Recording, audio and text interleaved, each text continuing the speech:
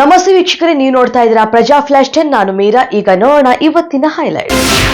ದಲಿತ ಸಮುದಾಯದ ಸಮಸ್ಯೆಗಳ ಕುರಿತಾದ ಚರ್ಚೆಗಳನ್ನ ನಿಯಂತ್ರಿಸೋದಕ್ಕೆ ಯಾರಿಂದಲೂ ಸಾಧ್ಯವಿಲ್ಲ, ನಿಲ್ಲಿಸುವುದಕ್ಕೂ ಆಗುವುದಿಲ್ಲ, ನಿಲ್ಲಿಸಿದರೆ ಕೇಳುವುದಕ್ಕೂ ಇಲ್ಲ.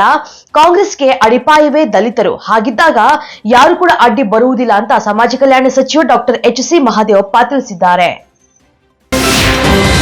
ಇನ್ಫೋಸಿಸ್ ಕ್ಯಾಂಪಸ್ನಲ್ಲಿ ಚಿರತೆ ಕಾಣಿಸಿಕೊಂಡಿದ್ದ ಹಿನ್ನೆಲೆಯಲ್ಲಿ ಟ್ರೈನಿ ಉದ್ಯೋಗಿಗಳಿಗೆ ಜನವರಿ 26ರವರೆಗೆ ರಜೆಯನ್ನು ಘೋಷಣೆ ಮಾಡಲಾಗಿದೆ. ಕ್ಯಾಂಪಸ್ ಒಳಗಡೆ ಅಳವಡಿಸಲಾದ ಕ್ಯಾಮೆರಾದಲ್ಲಿ ಚಿರತೆ ಸೆರೆಯಾಗ್ತಾ ಇದ್ದು, ಆದರೆ ಅರಣ್ಯ ಇಲಾಖೆ ಇರಿಸಿರುವಂತಹ ಬೋನಿಗೆ ಬೀಳದೆ ಚಿರತೆ ಅಧಿಕಾರಿಗಳಿಗೆ ತಲೆನೋವಾಗಿ ಪರಿಣಮಿಸಿದೆ.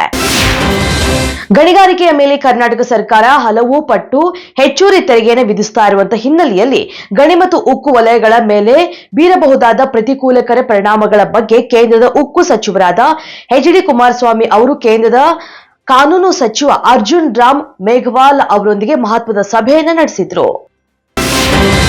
ಸಂವಿಧಾನ ವಿಚಾರದಲ್ಲಿ ಆಗಿರುವಂತಹ ಡ್ಯಾಮೇಜ್ ಕಂಟ್ರೋಲ್ ಮಾಡೋದಕ್ಕೆ ಯತ್ನಿಸ್ತಾನೆ ಇರುವಂತಹ ಬಿಜೆಪಿ ಹೊಸ ಪ್ರಯೋಗಗಳನ್ನ ಮಾಡ್ತಾನೆ ಇದೆ. ಇದೀಗ ಸಂವಿಧಾನ ಗೌರವ ಅಭಿಯಾನ ಹಿನ್ನೆಲೆಯಲ್ಲಿ ರಾಜ್ಯದಲ್ಲಿ ಭೀಮಾ ಸಂಗಮ ಅಭಿಯಾನಕ್ಕೆ ಬಿಜೆಪಿ ಮುಂದಾಗಿದೆ. ನಮ್ಮ ಭೂಮಿಯ ಮೇಲೆ ಸೂರ್ಯ ಚಂದ್ರರು ಇರುವುದು ಎಷ್ಟು ಸತ್ಯವಾಗಿದೆಯೋ ಅಷ್ಟೇ ಸತ್ಯವಾಗಿ ಭಾರತ ದೇಶಕ್ಕೆ ಮಲ್ಲಿಕಾರ್ಜುನ್ ಖರ್ಗೆ ಪ್ರಧಾನಮಂತ್ರಿ ಆಗುವುದು ಹಾಗೂ ನಮ್ಮ ಕರ್ನಾಟಕ ರಾಜ್ಯಕ್ಕೆ ಅವರ ಪುತ್ರ ಪ್ರಿಯಾಂಕ್ ಖರ್ಗೆ ಮುಖ್ಯಮಂತ್ರಿ ಆಗುವುದು ಅಷ್ಟೇ ಸತ್ಯ ಅಂತ ಮಾಜಿ ಸಚಿವರು ಆಗಿರುವ ಹಾಲಿ ಅಂಬಿಗರ ಚೌಡಯ್ಯ ನಿಗಮದ ಅಧ್ಯಕ್ಷ ಬಾಬುರಾವ್ ಚಿಂಚನಸೂರ್ ಹೇಳಿದ್ದಾರೆ. ಮೇಕೆದಾಟು ಯೋಜನೆಯಿಂದ ತಮಿಳುನಾಡಿಗೆ ಹೆಚ್ಚು ಪ್ರಯೋಜನವಿದೆ. ಇದರ ಕುರಿತು ನ್ಯಾಯಾಲಯದಲ್ಲಿ ನಮ್ಮ ಹೋರಾಟ ನಡೆಯುತ್ತಿದೆ. ಒಂದಷ್ಟು ರಾಜಕೀಯ ಕಾರಣಗಳಿಗಾಗಿ ಅನುಮತಿ ದೊರೆತಿಲ್ಲ. ಮುಂದಿನ ದಿನಗಳಲ್ಲಿ ನ್ಯಾಯ ಸಿಗುವ ಭರವಸೆ ಇದೆ ಅಂತ ಡಿಸಿಎಂ ಡಿಕೆ ಶಿವಕುಮಾರ್ ಹೇಳಿದ್ದಾರೆ. ತಿರುಪತಿ ತಿಮ್ಮಪ್ಪನ ದೇವಸ್ಥಾನದಲ್ಲಿ ಬುಧವಾರ ಸಂಭವಿಸಿದ ಕಾಲು ತುಳಿತ ಪ್ರಕರಣಕ್ಕೆ ಸಂಬಂಧಪಟ್ಟಂತೆ ಆಂಧ್ರಪ್ರದೇಶದ ಮುಖ್ಯಮಂತ್ರಿ ಎನ್ ಚಂದ್ರಬಾಬು ನಾಯ್ಡು ಅವರು ಗುರುವಾರ ಉಪ ಪೊಲೀಸ್ ವರಿಷ್ಠಾಧಿಕಾರಿ ಸೇರಿದಂತೆ ಪ್ರಮುಖ ಅಧಿಕಾರಿಗಳನ್ನು ಅಮಾನತುಗೊಳಿಸಿದ್ದಾರೆ ಮತ್ತು ಪ್ರಕರಣದ ಕುರಿತು ನ್ಯಾಯಾಂಗ ತನಿಖೆಗೆ ಆದೇಶಿಸಿದ್ದಾರೆ.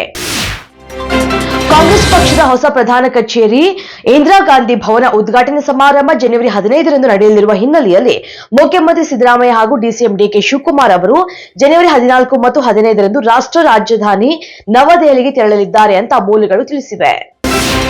ಟೀಂ ಇಂಡಿಯಾ ಕಳಪೆ ಪ್ರದರ್ಶನಕ್ಕೆ ಹೆಡ್ ಕೋಚ್ ಗೌತಮ್ ಗಂಭೀರ್ ಹೊಣೆಯಾಗ್ತಾ ಇದ್ದಾರೆ. ಗೌತಮ್ ಗಂಭೀರ್ ನಿರೀಕ್ಷಿತ ರೀತಿಯ ಕೋಚಿಂಗ್ ತೋರಿಲ್ಲ.